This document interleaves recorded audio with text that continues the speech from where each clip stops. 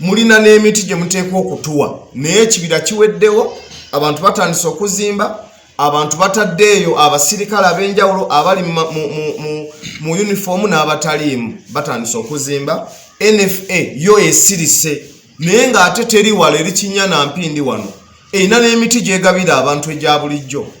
Olwekyo twagala nammwe kubawa NFA yo tugiwadde ennaku 4 okuva leero ennaku z'omwezi ziri 3 tubawadde ennaku 4 n'olwekyo ng'ennaku z'omwezi 7 NFA twagala mutuddemu muyimiriddewa ku nsonga ye Namyooya kubanga ffe tugamba abeekwasa okubba Namyooya bagamba tewakyali kibira. Kakano ffe ne ttiimu eno n'abalala leero tulangirira okuva leero twewadde ennaku 10 tugenda kukuŋŋaanya emiti buli muzira kisa yonna gy'oli. Tukusaba ne bw'oba olina emiti 2 gituwe, ne bw'oba olina gumu gutuwe, ne bw'oba olina 10 gituwe. Era wano wenjagala okusabira ow'ekitiibwa mmeeya w'ekibuga kya Mukono municipality omwagalwa ennyo Elisa Mukasankoyo ekibuga ky'okulembera kisaanawo kubanga ekibira kyokka kye tusigazza bakitwala bakitemye bakizimbamu. Nolwekyo twagala police Mukono municipality tubasaba mwe twali basabye mweyame na bweyame nti mujja kutuwa emiti 10. Nolwekyo ow'ekitiibwa mmeeya tukwagala nnyo era tumanyi naffe otwagala nnyo era oyagala nnyo Mukono etambule bulungi kubajja okulembera era mmanyi okyagala ogikulembera. Tukusaba okwate council yo executive mutulabe engeri gye mukwata mu ggwanika lya Mukono municipality mutugulireyo ku miti ng'ennaku z'omwezi 15 tugenda kuva kusimbula we tunaabategeeza tugenda kuddamu kukola kye bayita reforestation. Omulala gwe njagala okusaba ekintu kino atuyambe kubanga mmanyi ebbanga ddene nga tulwanira bannayuganda era nze eyanjigiriza okulwanirira ensi eno. Ow'ekitiibwa omubaka wa parliament owa Mukono municipality gwe ate tumanyi nti otwagala nnyo ebitagambika. Twagala naawe okusaba mukwano gwaffe funayo akasente konna k'osobola ne bw'onaatuwayo emiti 200 ojja kuba Mukono ogikoze bulungi ojja kuba okwegamba ebbanga ly'otukulemberedde eddungi ng'otuyisa bulungi bw'onaatwongera kino ojja kuba otukoze bulungi. Abakulembeze abalala ab'enjawulo mwenna mbakoowoola naye n'abantu sekinoomu buli muntu yenna asobola okutuwa emiti ennaku z'omwezi nga 15 tugenda kutongoza kye bayita reforestation of Namyooya.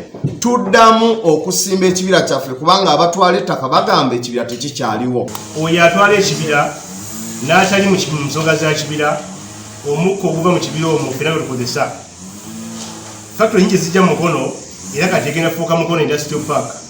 Naye tutabe na open spaces emiti egyo okutuyamba ku nature. Tujja kwekalanga ffeffe nnyini obutabo bonna buno obuva mu factory ziri tujja kubusikanga ffe abantu butulwaze tewajja kubawo nsonga ya bulamu byonna. Okulwana kwaffe n'okulafuubana bwe tuliko si kwa byabufuzi wabula kwakulaba tulina environment ennungi egenda okuyamba ffe abaliwo n'abagenda okujja mu kino kyegenda okuddako.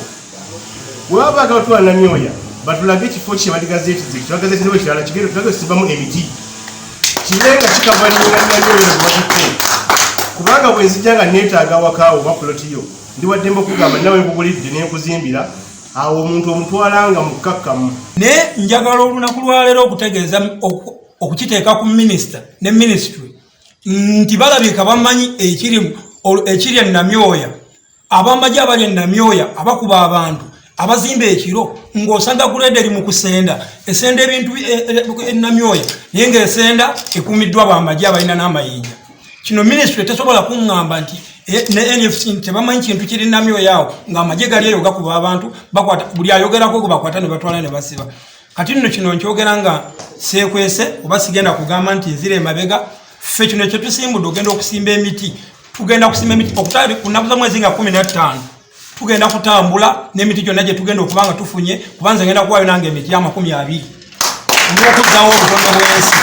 Kati twagala kuleetawo embeera ezzaawo ekibira ekyo nga tukwataganyidde wamu Mukono municipality nga tukubaganidde wamu ne bameeya n'abayambi bonna abasobola okutuwa obuyambi obw'enjawulo okulaba nga tuzzaawo Namyooya obutagenda kubanga kyekibiira kye tusigazizza kyokka ekikuuma obutonde bw'ensi tunadda mu kugamba nti bano kubanga ekibiira ekyo bagenda okyegabanya titwaliyo naye tugenda okulaba nga baleeta mu kanso ntitubadiga zetimenti ezamenati okutongoza ekibiira netubagamba bano abaaliko mwabawa ekibiira kino nga temulize kyetuli kati ate mwagala tubatongoze bafune obwannanyini nga mwese mu kanso zaffe tugamba tugenda kubeerawo tuliko ekibiira ekyo kyafodinga abantu almost 1,000 abajjamu butonde bw'ensi abakoleramu emirimu gyabwe abasanyamu enku so netugamba kyekibiira kyetusigazza mu Uganda oba kyetusigazza mu Mukono municipality n'olw'ensonga eyo tetugenda kukiriza bantu kitwala nga tutunula era buli kyolaba wano